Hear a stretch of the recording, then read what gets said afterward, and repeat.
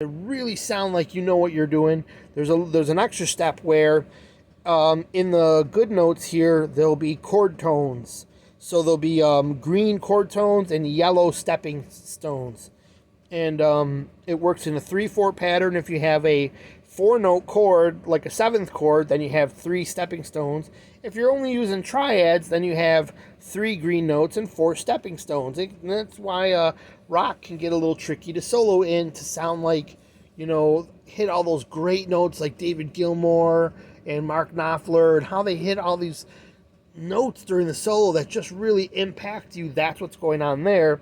And if you want to get into jazz flavoring, you can even incorporate the black keys here and slide in really quick to the available tones. All right, so especially when you pick like black key to green key, black key to green key, and in your solo you're using that concept, you can hear it. But anyways, let's not to go too crazy here. All we need to do is get to the next row.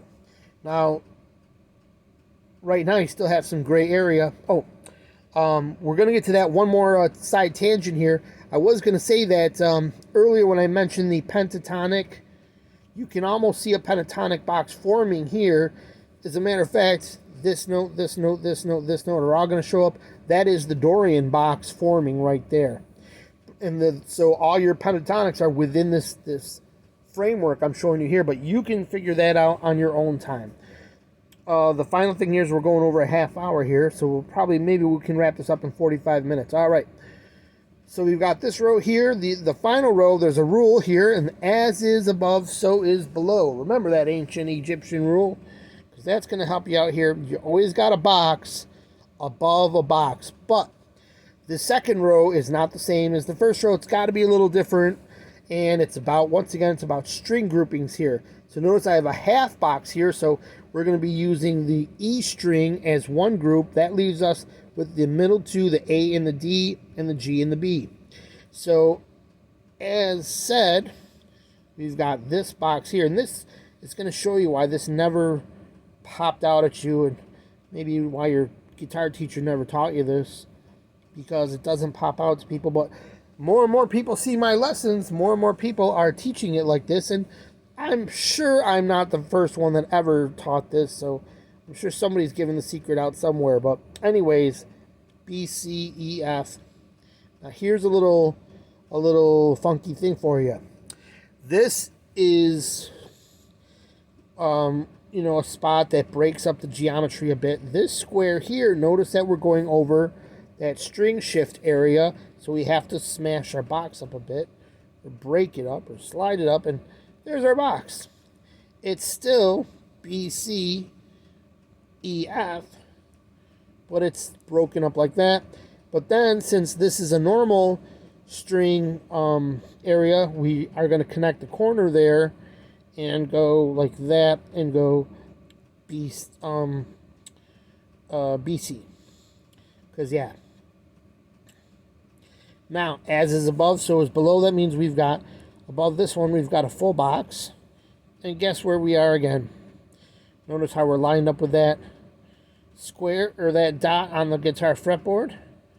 We don't need to make anything else because we are where we already were. That is, we should be able to count 12 notes. So if that's the open string, we should have 1, 2, 3, 4, 5, 6, 7, 8, 9, 10, 11, and 12. We've got our B. We wrote fast, made it look like a D, but we've got our B there. I have a falling asleep leg. Oh, Lord. Okay. So there's our B, C, E, F box, all doing the same thing down the fretboard that way. And conversely, to fill in this gray area, you would just go down here.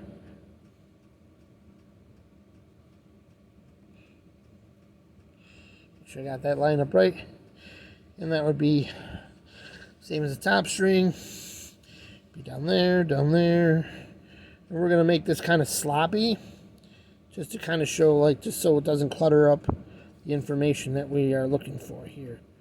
All right, and sure enough, A, B, C, D, E, F. Look at how that lines up. B, C, E, F. There's another square. You'll learn that there's, when you're here at this square, there's that square. When you're here at this square, when you're at this broken square, I always know where I am on the board, and that is at my Aeolian pentatonic scale. So once again here, if I just draw, now I'm just going to break all those. I'm just going to draw a pentatonic box right there. And that's going to create E, F, G, B, C, D. And on.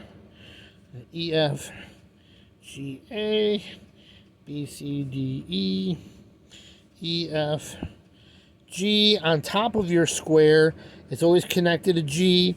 On the bottom of the square is always connected in A, just in case you wanted to know that.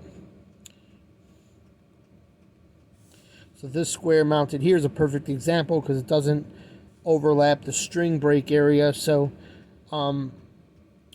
you get it lined up just the way it should be.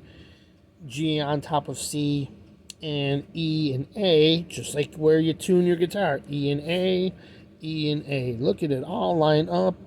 You got a G. So anyways, I'm filling it all in pretty random here, but if you take your boxes and you fill in each wing on each side with the DG, go on this side and make AD. We've done this box. Let's do this box. It's missing its GD right here. And it's AD right there. Oops. Did you guys catch me? DG. So, if you notice, why wasn't this filled in? We never filled in the wings for this box. AD, DG. And there you have it, folks. We have the whole thing filled in just on those. The boxes have disappeared. But you can see how that works. You can rewind the video and watch it slower. So now that being said, if I wanted to play C Ionian, well, I'd consider it like I for Ionian. I'm playing C Ionian.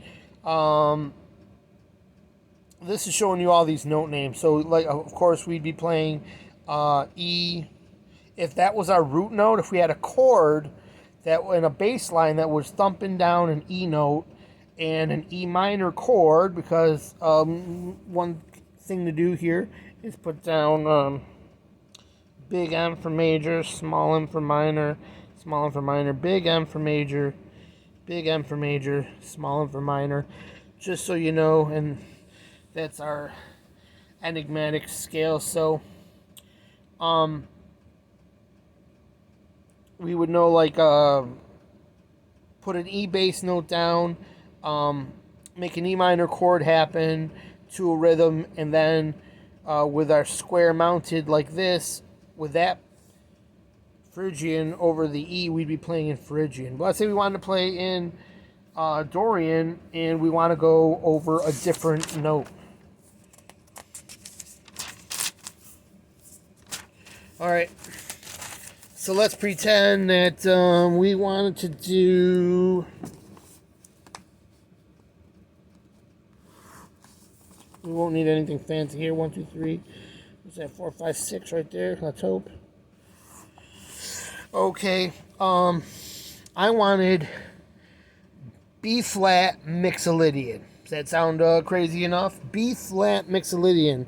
Well, I know that Mixolydian is in an awkward place here. It's down here. M for Mixolydian. So I'm going to have to mount this note over a B flat. So I know that there happens to be a B flat right here at my nut.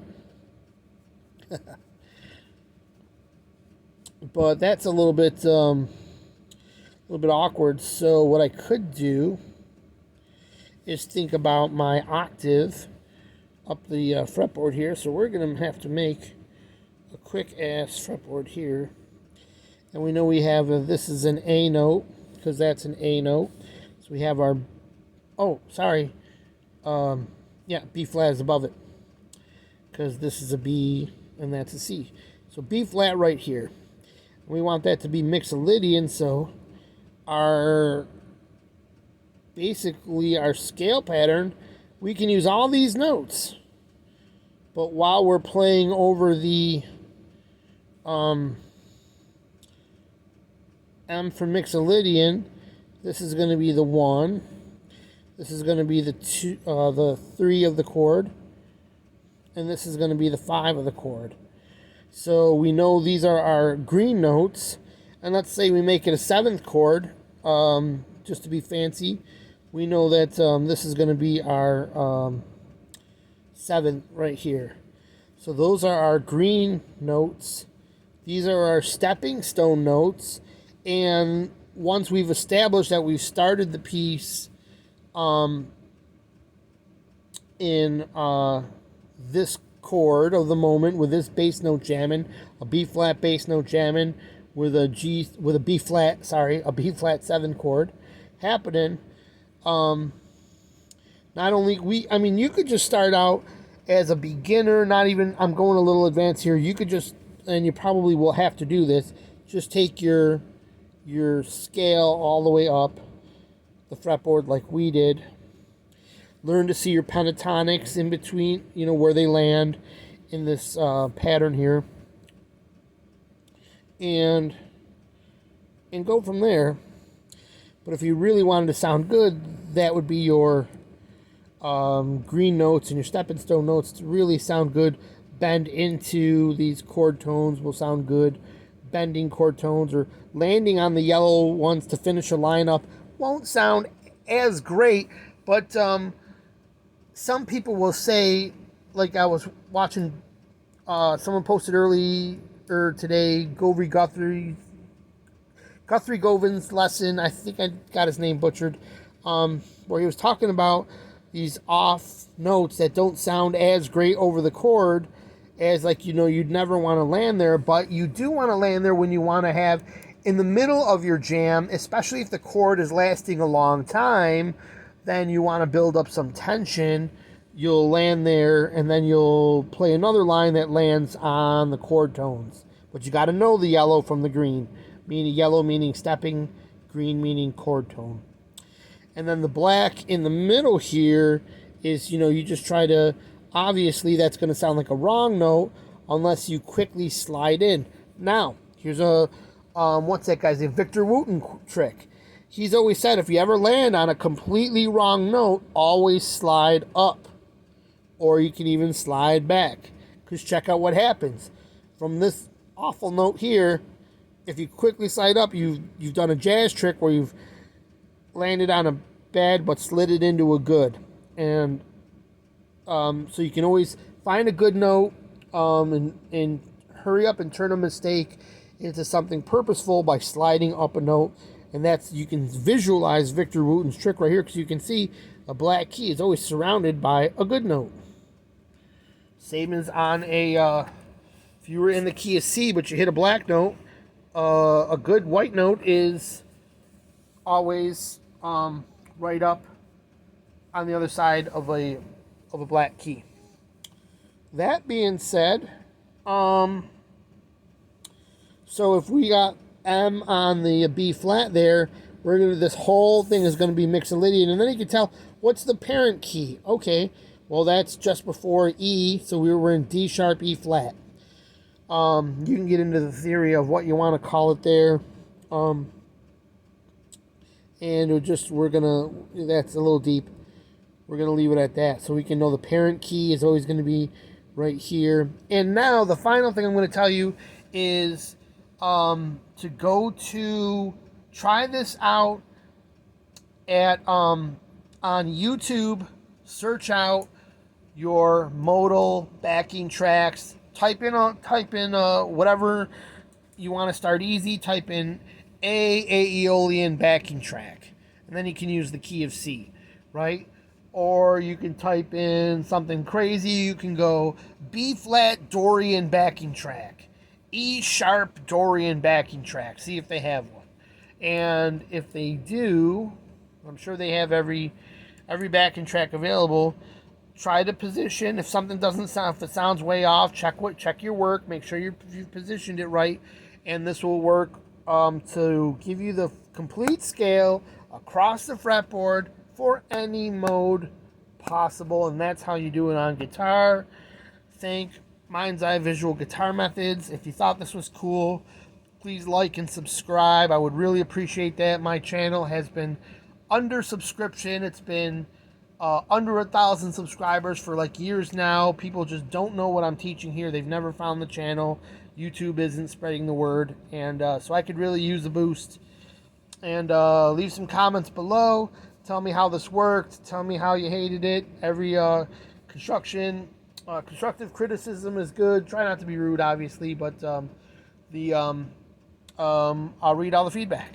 And I appreciate all your subscriptions. Thank you for watching. Have a great day. That's what we're going to leave you with today. And yeah, hope this worked for you.